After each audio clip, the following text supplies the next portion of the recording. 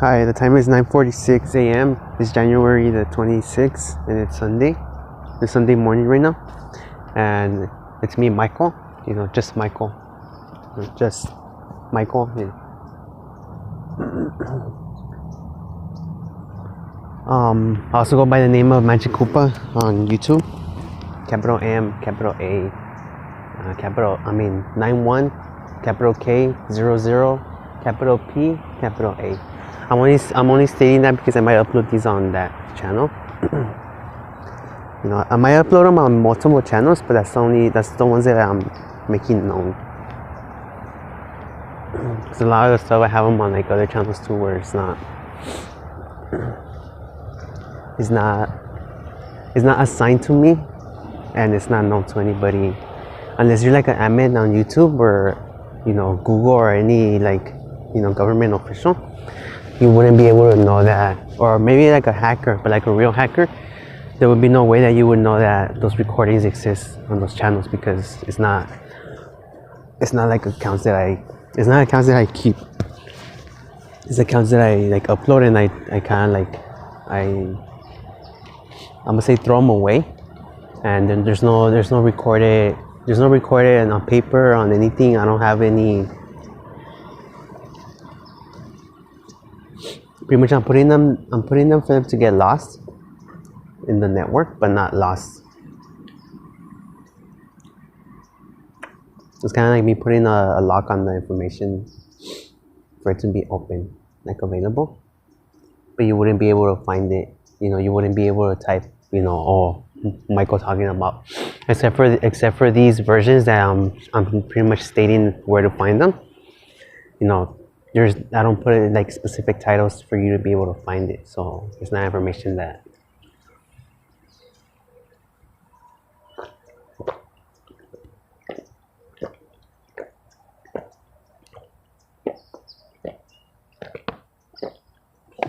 So right now I'm drinking soda. I'm drinking Coca-Cola. It's a good drink, and I just finished eating the salad right now with some Thousand Island dressing. It's just a side note, that's it.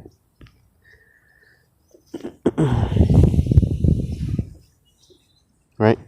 So this conversation is going to be about, right now at this time right now I'm going to ELAC, East Los Angeles Community College, and right now at the time of the recording, I'm in Santa Fe Springs. I'm gonna say Park, Santa Fe Springs Library, Santa Fe Springs City Hall location, Santa Fe Springs Fireplace. And usually I come here because usually this location is empty. For the majority of the time it's empty. Occasionally there will be people that pass by and people that come and kick it around and stuff like that, but usually I have it figured out to some level where when it's empty, there's times where it's not empty, but it's pretty much off schedule, like.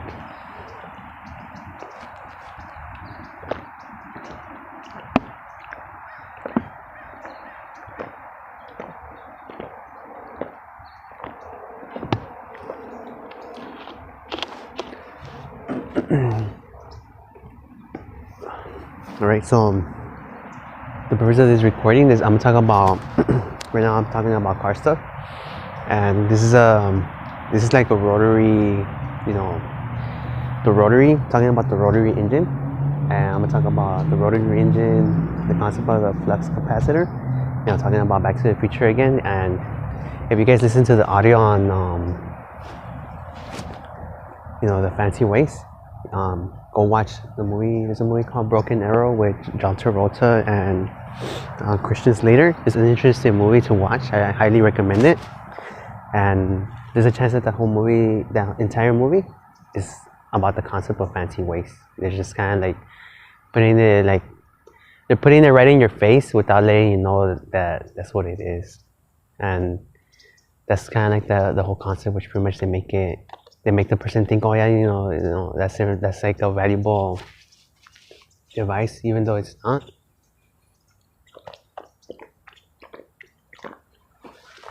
So if you hear the audio, check that movie out if you can find it. Right, so now I'm gonna talk about the flux capacitor. I already did these recordings multiple times, but they didn't come out to the level that I wanted it to come out. And as it is, like I said, I'm doing this off of recollection. I'm not searching up the information right now, so there would be no records of the information being searched on right now. I'm not going online to search the information right now.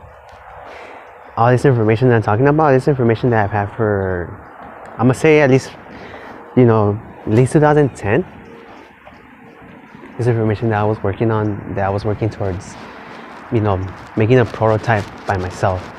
And so either they're aware that I'm trying to make something, or they're aware that I'm one of those people that shouldn't be allowed to have access to certain, like, I'm gonna say materials, certain stuff.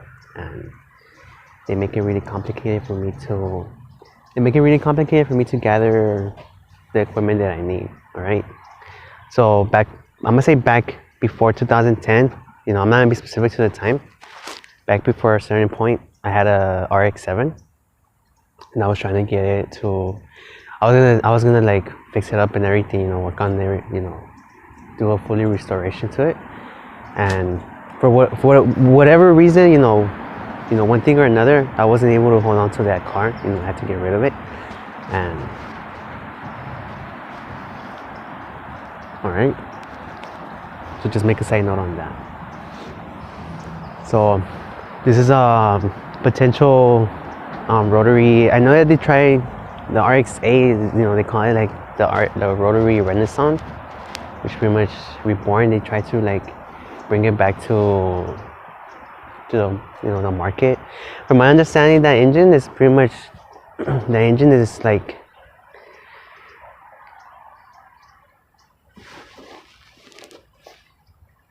I'm gonna say snubbed by the cylinder industry. It's not by the cylinder industry. It's not by all like automakers, because according to my understanding of like the research that I've done, the only company that went along with that, pretty much that concept, is Mazda.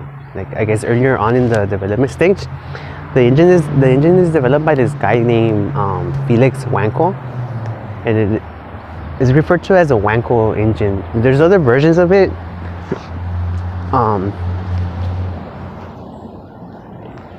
A lot of the times it's used on planes, at least older planes.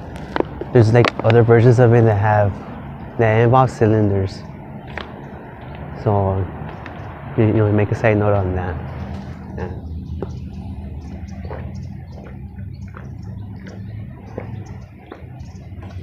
So that guy Felix Wankel, he was supposedly like he was a Nazi, and I had done research on him, and they consider him a super Nazi. That's the way that they have him. And according to my understanding, Hitler, pretty much he believed in that engine. He believed in the concept of that engine, and he pretty much he's the reason why that engine exists today. At least according to the research, right? If there's something weird that's going on with all the information that's out there, then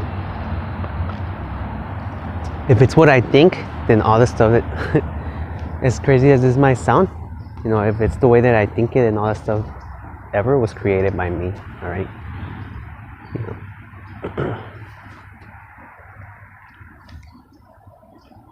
So, according to the research, Hitler was a believer of that. That guy in that engine, because he believed in the concept of what its purpose was. All right. That guy Felix Wankel, I had like read stuff on him. I guess like bio. I guess is the best way I could describe it. I can't specify where, because like I said, this is not information that I'm looking into right now. But I'm pretty sure there's quotes on him saying that the engine was inferior to his vision. Like, that's not what he, that the engine wasn't the fullest to the level that he had envisioned. It wasn't up to his vision, but it was the best that he can do. I don't know if he ever got a prototype going into like actual production, like mass production.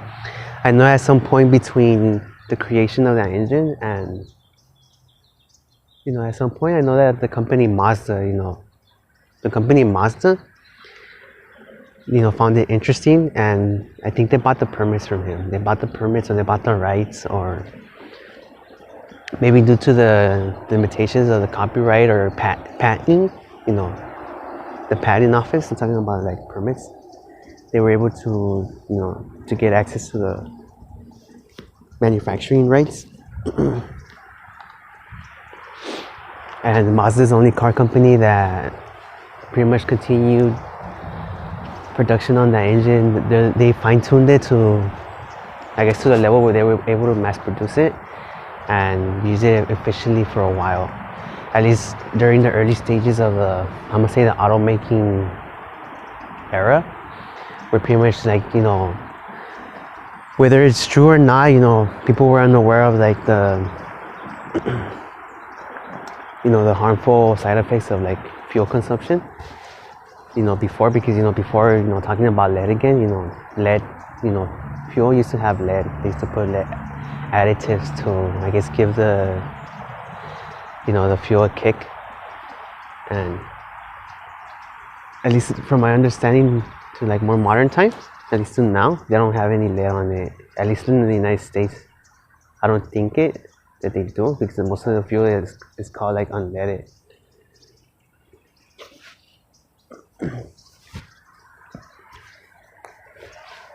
Alright, so like the reason the rotary engine like died out is because since Mazda was the only car company that went along with the engine, that engine outperforms any rotary. That rotary engine outperforms any cylinder engine, because the ratios of the engine is 3-to-1. 3-to-1, cylinders are 2-to-1. So no matter what the array is, whether it's a inline 4, a V6 or a V8, or a boxer engine is technically still like a boxer engine is technically still like inline. It's an inline style engine. It's just, they put it, it's like a sideways engine. They lay it down to create, the center of balance, to make it more stable for cars and stuff. All right, so technically it's still the same concept. No matter what the array of cylinders, rotary engine is always going to outperform the cylinder by at least one. I'm gonna say 1 point. All right, because of the difference of the ratios. So like, let's say you have a 4-cylinder. A two rotary car will outperform a 4-cylinder, because the ratio would be, I'm gonna say 3-to-2. 6-to-2. And for the cylinder, it'll probably be, 4-to-2. And pretty much the pattern will increase as the cylinders increase. For every added cylinder, if you add another rotary to the engine, it's going to create outperformance by at least 1 point. The specifications that I'm describing might not be to the fullest. All right, but hopefully you understand what I'm trying to explain, and you're able to, like I said, I'm going off of recollection right now. I don't have any paper to like, sit down and write it like into detail. But hopefully you can like extract the information that is being provided in these recordings, and you understand the concept.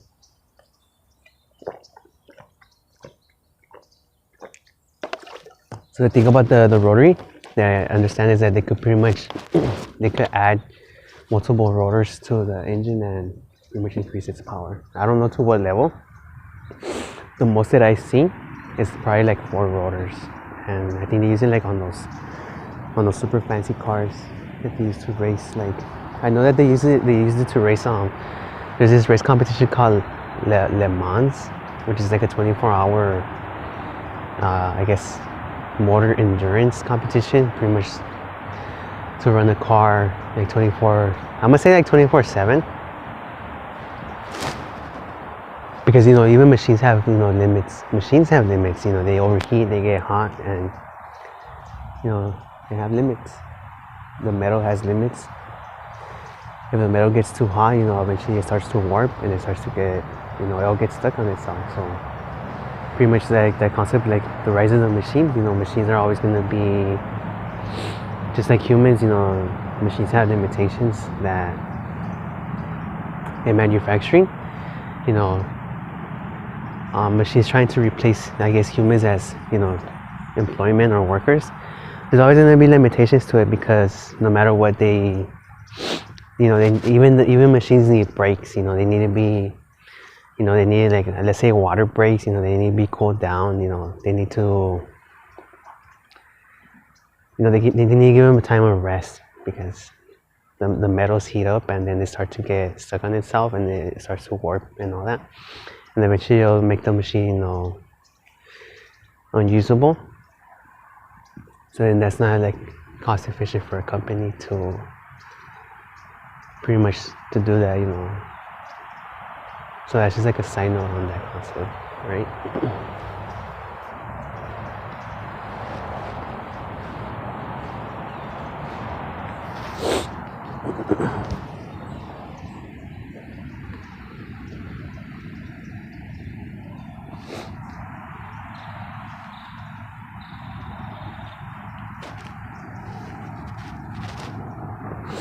Right, so I'm still talking about the rotaries.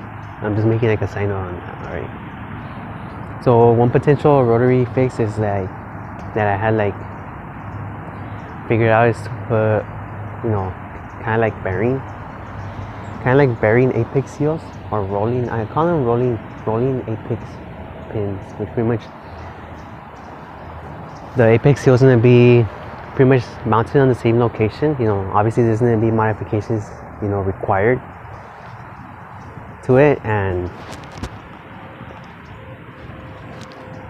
you know, that's gonna make a difference to the wear of the inner housing. Because my understanding is that what happens is that the apex seal pretty much they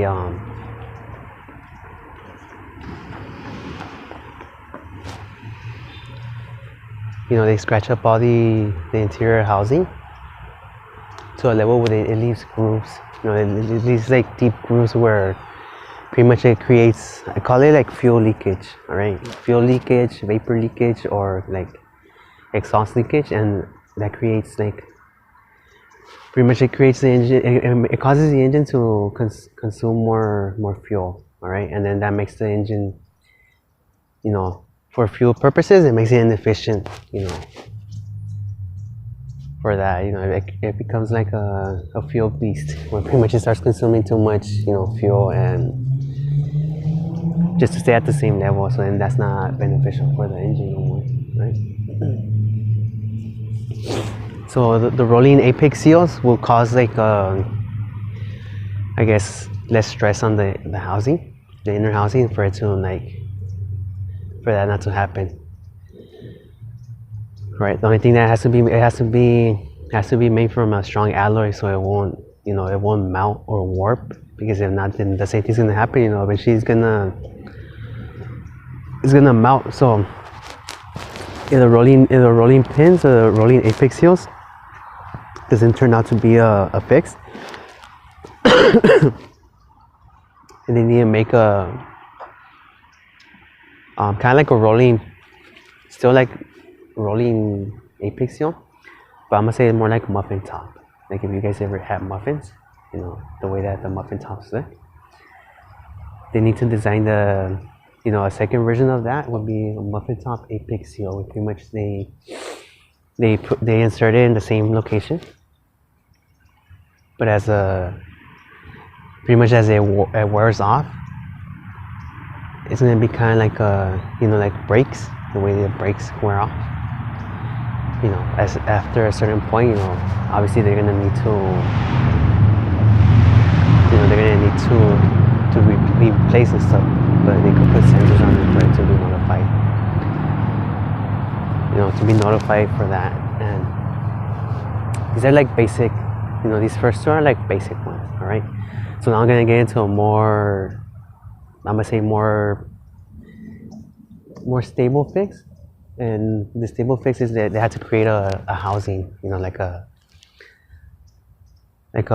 overlay or a shell. You know, I'm calling it like a shell of the rotary. So pretty much they coat the entire rotor with a removable, like I'm gonna say skin, of a strong alloy. So pretty much, set to a certain thickness, as the skin wears off, it's gonna create, it's gonna create like, it's gonna create the seal. All right, so the skin's gonna have the seal on it. It's gonna be pre-manufactured onto the skin, kind of like creases or like grooves, or like think of it like speed bumps at the 3 points, at the 3 points of the triangle. They'll be placed on. The seal or the skin has to be folded at the locations where the apex seal goes. It has to be folded into like a cylindrical shape, because at the same time it's going to be used as a spring. It's going to create the spring for it to give the rotation like free play. They call it free play. All right, so that way it doesn't create too much like resistance against the housing. And they also need. I'm pretty sure they can do it already. I'm pretty sure they could do it. It's just not like a known thing. But they need to make the rotary housing with replaceable inner housing. So pretty much, they need to design a machine that pretty much hammers out the housing. Once the housing hits a certain like limit, you could take it to your car dealer, your car manufacturers, and pretty much they extract the engine, or they give you a new engine, because it's replaceable. It'll be no difference for them just giving you a new engine, and you turn in the old engine, just for the, as long as the engine is not like blown out or anything like that. You turn in the engine, you return the motor. Obviously you could either return it, you extracting the engine out of your own car, and you exchange it for, a new one. And pretty much the car companies or the manufacturers could replace the housing, and they could refurbish or reinsert the housing and make it like new. It's possible.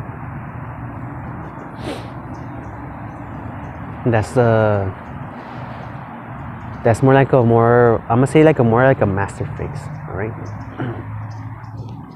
Now I'm gonna start talking about. There's this engine concept that I have. I call it the Holy Grail. Right. The Holy Grail engine is supposed to be an invisible engine. Pretty much in the design that I have, like, figure it out. And I have thrown it out there, but not like out in the open, where pretty much if you look at it, you'll understand that that's what it is. But pretty much the car won't have a visible engine. You won't see the engine where it's at. Obviously, once I tell you where the engine's at, you'll be like, all right, you get it, but it doesn't look like that, right? So that's just the best way that I could describe it, right? It's not the rotary, but pretty much all these concepts, I'm throwing them out there, kind of like tokens. So pretty much if any of these concepts are applicable, or there are solutions for the rotary, then you could take it as a sign to be like, all right, this guy understands the concept of what he's talking about, and he might be onto something that we might find important, and we should consider working with this this guy. I guess that's the best way I could describe it. All right, so a more I'm still talking about the rotary car, the rotary engine. I'm not talking about the Holy Grail, right? We're still talking about the rotary, all right? So these are more conceptual or concepts, and pretty much the concept is that the rotary car is not supposed to be a fully combustion, it's not supposed to be fully combustible engine. It's supposed to be it's supposed to be an electrical engine. It's just maybe the guy Felix, or they didn't get to figure out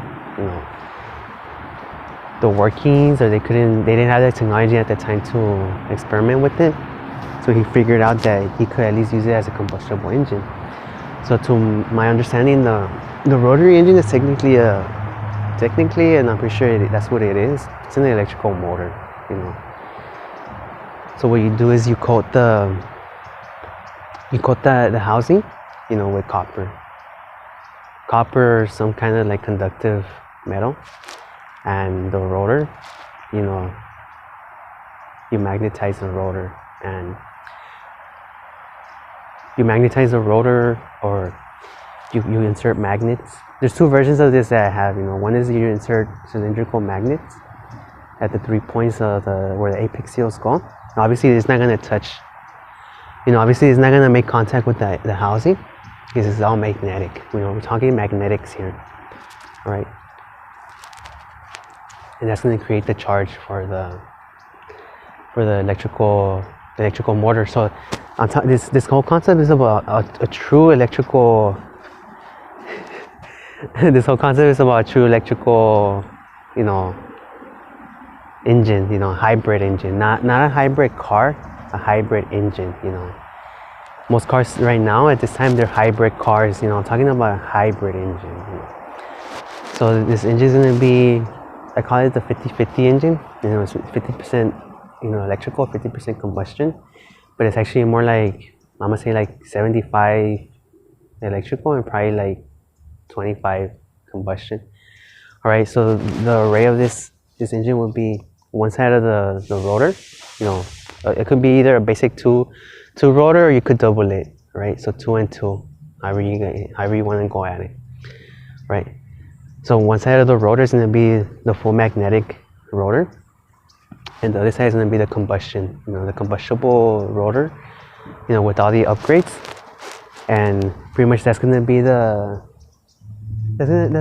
start, the starting force for the electrical side, and you could be running, both rotors at the same time, and pretty much because of the concept, it's gonna balance out the energy use to the level where the fuel is gonna become more efficient. It's gonna become more efficient. On top of that, I have this concept that I'm calling thermal patches. Made out of tungsten, tungsten metal, or maybe something similar. So pretty much you put the patches onto the engine, or maybe the engine itself could be coated with tungsten on the outside, coated and with outlets for electrical wiring. And at the same time, they could be used for lights on the car. This concept will remove a lot of components on the car. They could be used for brake lights. They could be used for front lights. So pretty much you put the tungsten patches, you put them where the lights go. One goes on the engine, wired towards the light. I'm pretty sure you could even create, tungsten wiring to plug it into like LED lights, and it should be able to work. If it doesn't work, there might be some fine tuning that needs to be involved there. But like I said, all this is theoretical. I don't have any of the components or the materials to test it out. And pretty much I'm giving you like the specs or the where to start to kind of to make it happen.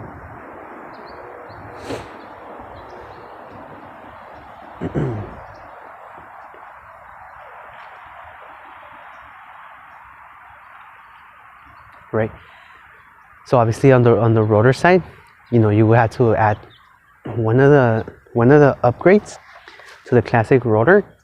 Whichever one works the best, you upgrade that rotor to that, right? And now I have a different one. This is a different one, the same concept, but this is more, this is making the rotary more electrical. So this one's kind of like, in recent times I looked into Mazda. I seen that they have this idea where they're trying to make a hybrid car using a rotary, a smaller rotary engine to charge up an electrical car, which I think is kind of like dumb, because like I'm specifying here, the rotor itself, the rotary engine itself is an electrical. It has potential to become an electrical engine, right? So in this array, it's going to be a triple rotor, right? The only thing that the combustible rotor is going to be like half the size of the electrical, rotors. It's gonna be inserted in between.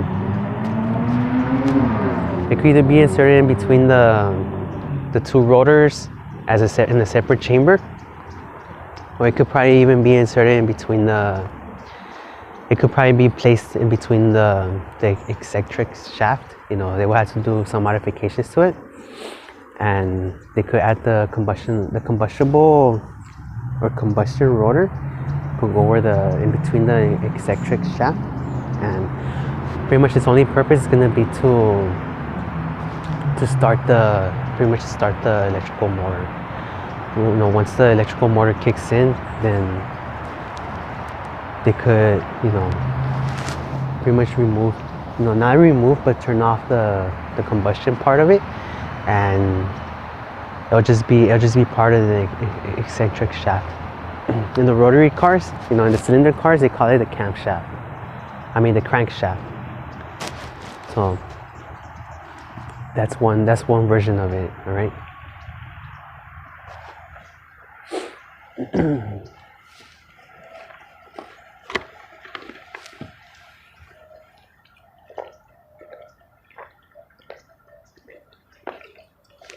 Another version of it would be they would have to redesign the housing for like the known rotary cars. It has a, you know, the number 8. They call it like an H-shaped housing. So they would have to design it into a full circle, because since the rotors are not going to be touching, the rotors are no longer going to be making contact with the housing. It's going to be all magnetics. Then all the magnetics should be enough to power the eccentric shaft and create the energy that's needed. All right. For the engine to work, it has to maintain its materials, like its material core, because it's going to be using obviously the electrical components, but at the same time it's going to be using the triangular material as counterbalances, and that's going to create that's what's going to give it, you know, that's what's going to give this engine, you know, it's an electrical, I'm calling it an electrical engine. I know that when it's electrical, it's called a motor, but I'm saying it's going to be an electrical engine because it's going to have torque, you know, because of the counterbalancing triangles. It's going to give the engine torque, and all these concepts should work. You know, there might have to be some fine-tuning involved here and there, but I run the concept many times with different like variations, and like I'm like 99% sure that all these concepts should work. You know, if anything, for the classic RX fix, maybe like the first one, you know, it might be a challenge, but if you use the right alloy or material, the rolling pins should work as a basic fix for the classic rotaries, you know, without having to, you know, to involve too much machining or modification to the car. So pretty much anybody that has a rotary car right now would be able to go to, like, let's say AutoZone, you know, Kragen's or Riley's or whatever other store that's out there, Pep Boys, and go buy the replacement, you know, rolling apex seals, and they should be able to pretty much take it home and pretty much upgrade their rotary for it to be, you know, functional, and, you know, for it not to be, you know, gas inefficient, and it should be able to work for that. All right, so I'm gonna end this recording right now because I think I probably already went past 15 minutes, and I stated before, like, for Facebook, it makes it a challenge to upload anything above 15 minutes. So if you're a Facebook uploader, you know that it doesn't matter how strong your connection is. Any video or audio after like 15 minutes, it gives it a challenge, because if you leave the page on like too long like that without scrolling or anything, it thinks that you're on standby, and it pretty much interrupts the upload. All right, so I'm just giving you like a side note for any Facebook people, Facebook girls, you know, Facebook co-girls. Hi, this is Michael saying hi, and you know, these conversations might not be for you, but if you find it interesting, then, you know, check it out, obviously. And Nathan, you know, if you find this interesting, then obviously check it out. You know, I know you're into cars too, so it's me, you know, me saying hi to you girls, and Nathan, me saying hi to you. You know, hi. All right, so I'll see you on the next recording. Right now, I'm gonna talk about the flux capacitor. I'm gonna end this live stream right now. I was gonna do it in a full one. I need to clear, you know, clear my throat, how they say, and give me a second, alright? So I'll come back in I'm gonna start the next recording right after this. So it takes place right after, maybe like 10 minutes after, alright? Alright, laters.